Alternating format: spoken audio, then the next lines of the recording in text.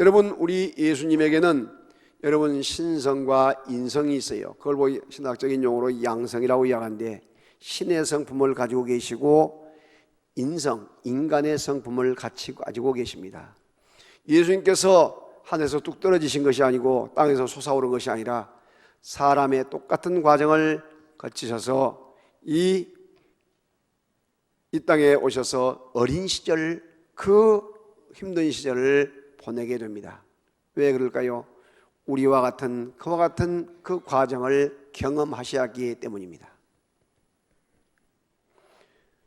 예수님께서 어떻게 성장하셨는가, 이것을 생각하면서 예수님을 모델을 삼아 우리들이 자녀를 양육하고 성장을 시켜가야 될 줄로 믿습니다. 첫째는 예수님을 모델로 강건하게 양육을 해야 합니다.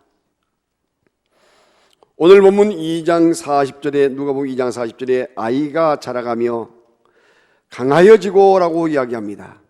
예수님이 어린 시절을 건강하고 강하게 성장하셨다는 이야기입니다.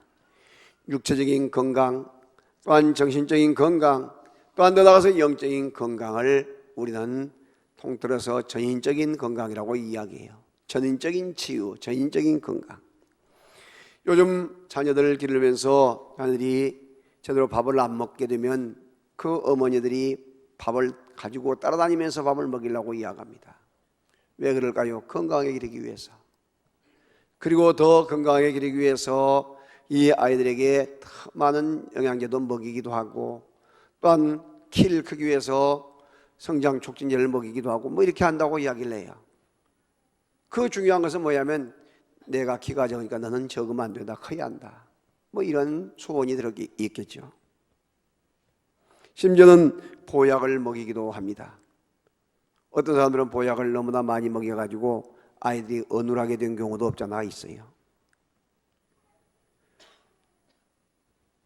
중요한 것은 여러분, 아이들이 육체적인 건강도 건강이지만은 정신적으로도 건강해져야 할 줄로 믿습니다.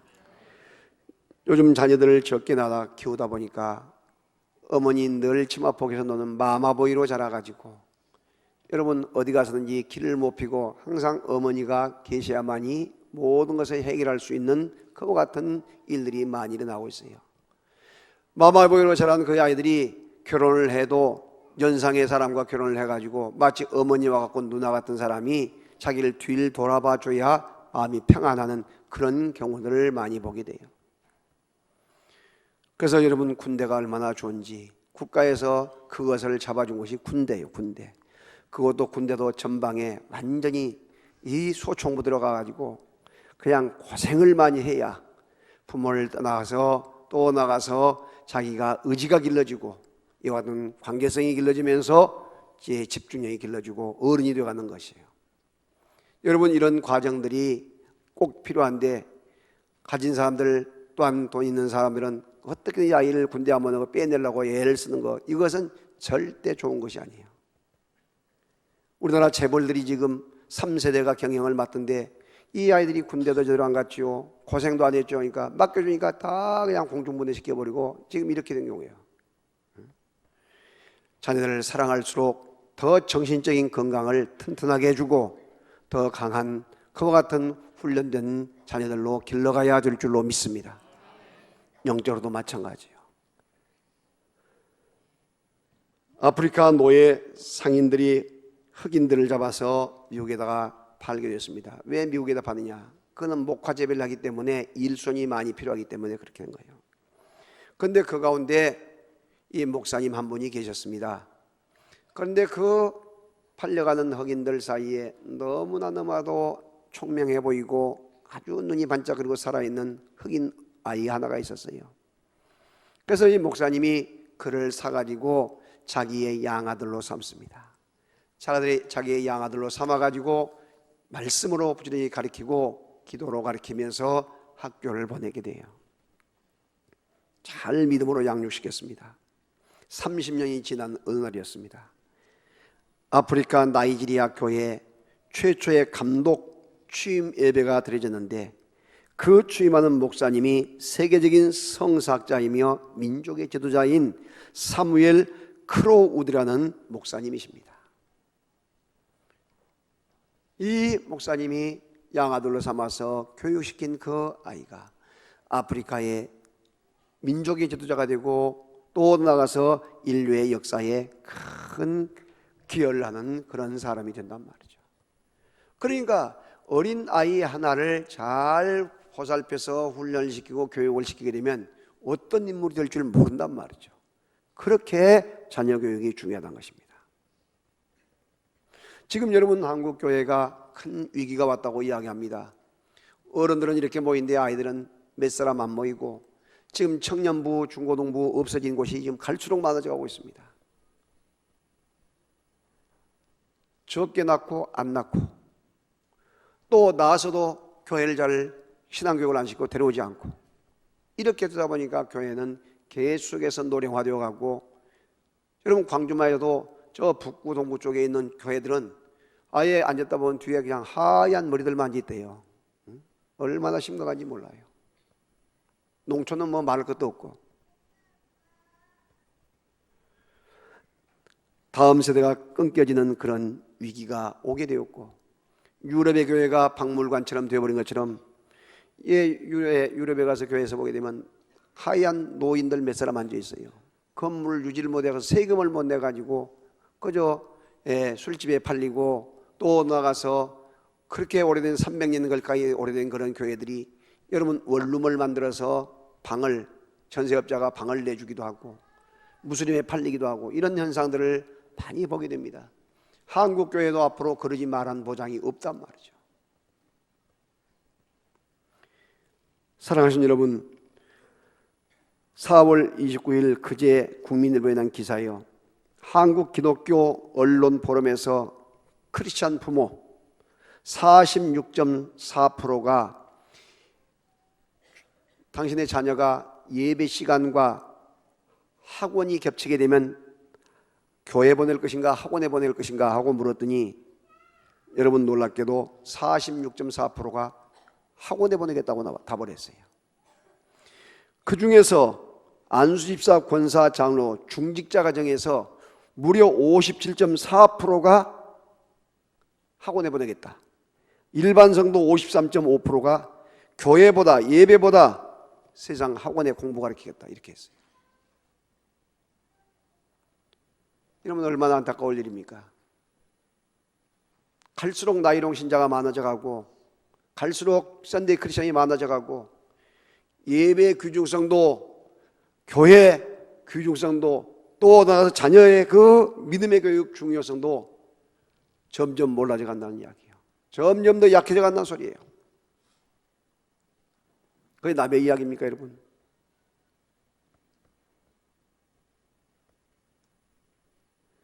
이러다 보니까 어릴 때 교회 좀 다니는 아이들이 성장해서는 학교 간다고 해서 또 직장에 간다고 해서 군대 간다고 해서 또한 여러 가지 또한 그 뭐 결혼한다고 해서 세상으로 다 빠져버린 거예요.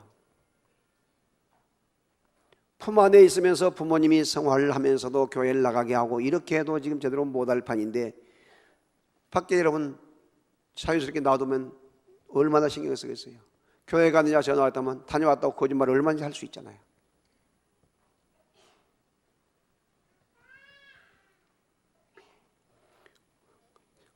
우리가 자녀 어릴 때에 신앙으로 교육하지 못하면 평생 자녀들 믿음으로 잡을 수 없어요. 세상을 하나님을 등지고 세상에 즐기고 살다가 영원히 지옥불에 떨어지게 돼요. 이것이 지금 한두 사람이겠냐 이 말이죠.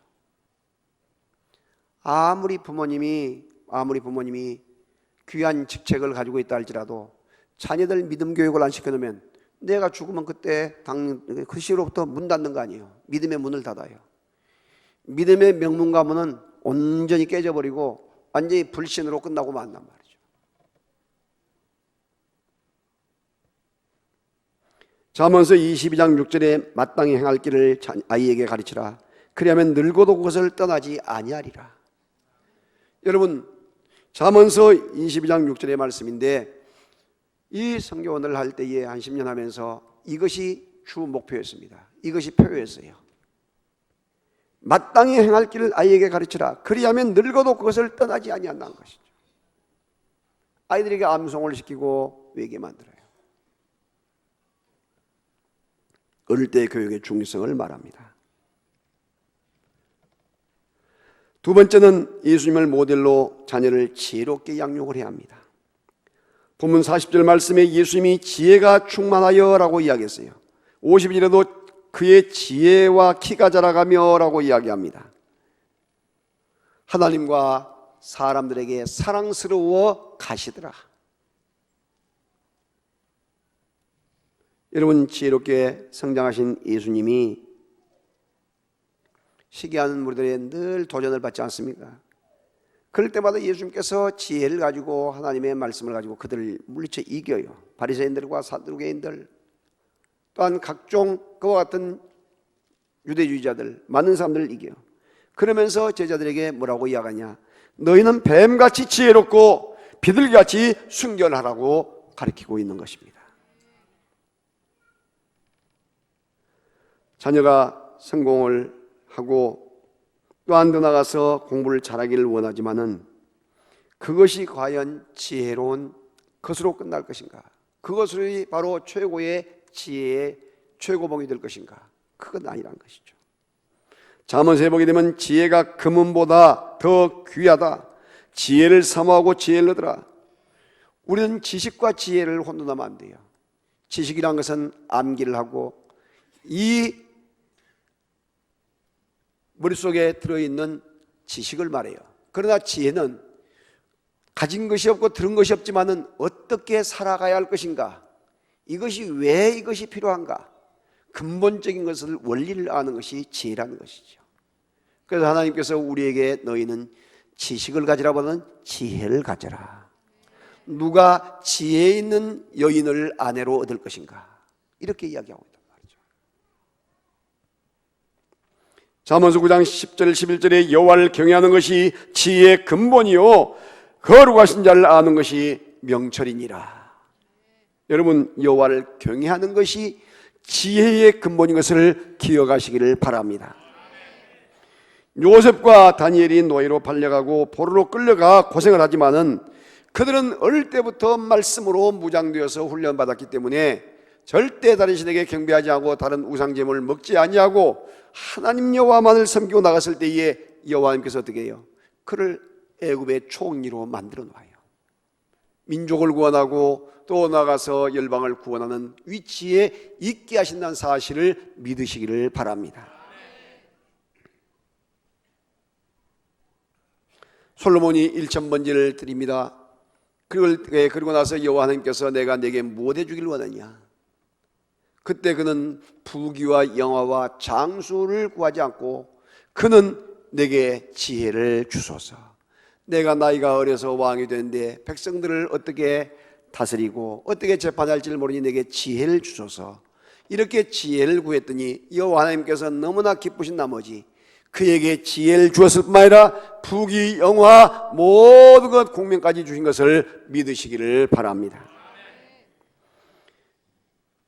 야고보서 1장 5절에 너희 중에 누구든지 지혜가 부족하거든 모든 사람에게 후히 주시고 꾸짖지 아니하시는 하나님께 구하라. 그리하면 주시리라 말씀을 하십니다. 여러분, 우리나라 자녀 교육이 아주 지극정성이라고 이야기를 해요. 오바마 미국 대통령도 얼마나 한국에 대한 교육을 사모했던지 2차례 3차례 계속해서 이야기를 하면서 한국의 교육을 이야기합니다.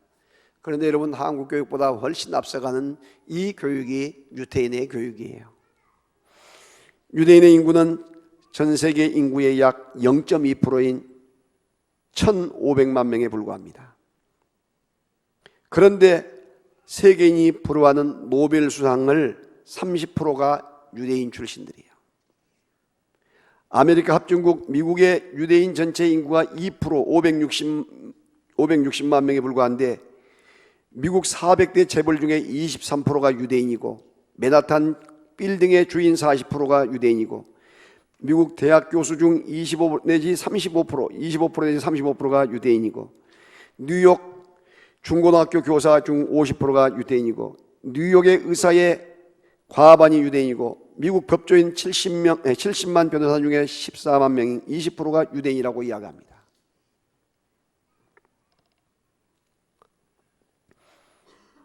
푸스너 대학의 총장 및 주요 책임자 90%, 아이비리그 교수진의 약 40%, 또 나가서 미국의 3대 방송사와 헐리우드 5대 메이저 영화사를 장악하고 있는 것이 유태인이에요.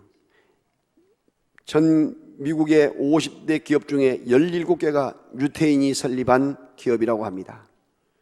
이 정도면 여러분 성공한 나라 아니겠어요? 이 정도면 큰 대성한 민족 아니에요? 그런데 놀라운 것은 이들이 무엇으로 교육하느냐? 하나님의 말씀인 토라를 가지고 온 거예요. 토라, 하나님의 말씀. 젖먹이 교육, 뱃속에 있을 때부터 시작해서 젖을 뗄 때까지 3년간에 걸쳐서, 젖을 먹든 안 먹든 3년간에 걸쳐서 그들은 이 부모님 품 안에서 그들을 말씀으로 훈련시킵니다. 말씀으로 훈련을 시킨데, 이 젖을 뗄 때, 이 3년이 지날 때에 그때 잔치를 해요. 우리는 1년이 지나면 돌잔치를 하지만 3년이 지난 뒤에 잔치를 한단 말이에요. 잔치를. 이제 자녀를 말씀으로 교육했습니다. 훈련시켰습니다. 이거예요. 이 교육이 얼마나 강한지 여러분 모세를 한번 보세요. 모세가 여러분 죽음을 당했는데 6개월 숨겨서 키우다가 더 이상 키울 수 없어 갈대를 만들어서 물에 띄워 보내잖아요. 그때 미리암 누나가 당동 따라가요. 그때 여호와 하나님께서 이 바로 공주를 목욕하러 나오게 해서 그걸 호기심에서 건지게 만든단 말이죠. 그 안에 그 어린아이가 울고 있으니까 아, 이건 유대인의 아이구나 하고 궁으로 데려가 키웁니다. 그때 미리암이 아이를 키우려면 유모가 있어야 할 거 아니에요. 유모가. 그러면서 소개한 자가 누구냐면 요셉의 자기 어머니를 소개해요. 모세의 어머니를. 그런데 여러분 아이를 키우면서 3년간에 걸쳐서 얼마나 젖먹이 교육을 바르게 했든지, 왕으로 삼기 위해서 정치, 경제, 문화, 법률, 그리고 또한 그 사람들은 건축, 군사 모든 것을 동원해서 최고의 에리트 선생님들이 집중적으로 이와 같이 교육을 한데도 여러분 뒤에 결과해 보게 되면 이 3년간 어머니 교육이 너는 히브리 백성이요 너는 하나님의 사람이다, 이 강력한 교육이 그 교육을 이겨버린 것을 여러분 믿으시기를 바랍니다. 이렇게 중요한 교육이란 말이죠. 이렇게 중요한 교육. 이 어릴 때 여러분 천재성을 알지 않아요. 세계를 담고 있다고, 세계를 보고 있다는 것이죠.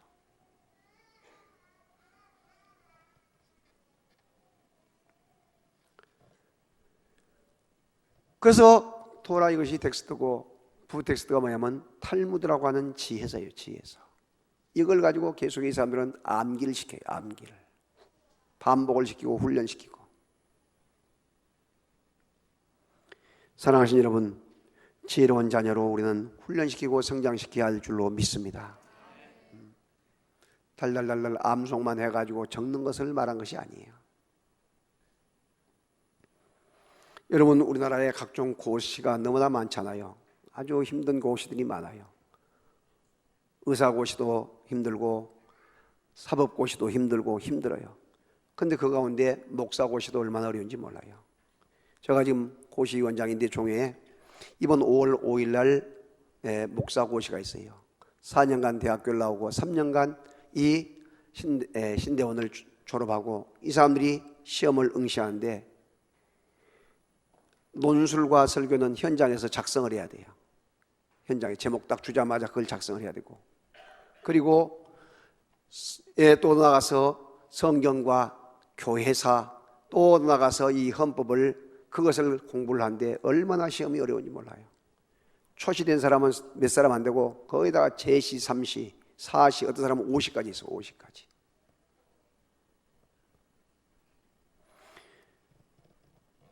여러분 이와 같이 이 공부를 해서 고시를 치른다, 이것은 보통 일이 아니단 말이죠.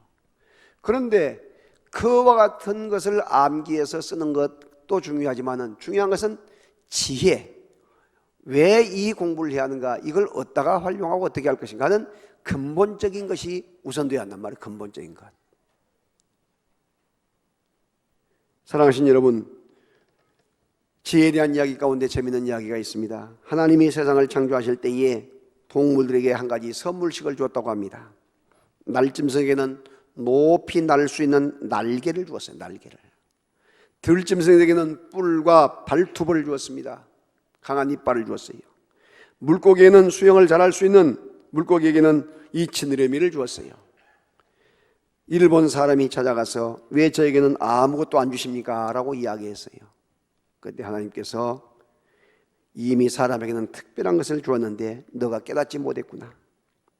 그것은 바로 날개를 가진 새보다 더 높이 날 수 있고 사나운 발톱과 뿔을 가지고 이빨을 가진 그와 같은 짐승보다 강한 힘을 발휘할 수 있고 지느러미를 가진 물고기보다 더 빠르게 수영할 수 있는 그와 같은 지혜를 사람에게는 주었느니라. 할렐루야. 지혜에 대한 이야기에서 나온 이야기예요. 여러분, 지혜롭게 믿음으로 자라가야 될 줄로 믿습니다.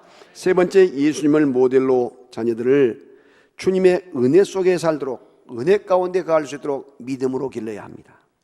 누가복음 2장 40절에 아이가 자라가며 강하여지고 지혜가 충만하여 하나님의 은혜가 그 위에 있더라. 요한복음 1장 14절에 예수님은 은혜와 진리가 충만하더라 했어요. 여러분, 은혜가 뭐냐? 그레이스 카리스라고 하는 그 은혜는 바로 뭘 하냐면 하나님의 놀라운 그 사랑, 하나님의 놀라운 그 축복, 하나님의 은총을 내가 받아 누리고 있다는 사실을 이해할 뿐만 아니라 간증한다는 사실을 믿으시기를 바랍니다. 예수님께서는 이와 같이 하나님의 은혜 속에서 계속해서 성장하여 하나님과 사람 앞에 더 사랑스러워 갔다고 했습니다. 사랑하신 여러분, 오늘날 우리 귀한 자녀들이 하나님의 은혜 가운데 자라면서 사람들에게도 하나님에게도 사랑받는 귀한 복되게 아름답게 자라가야 될 줄로 믿습니다. 그러기 위해서 우리는 자녀들을 어떻게 길러야겠습니까?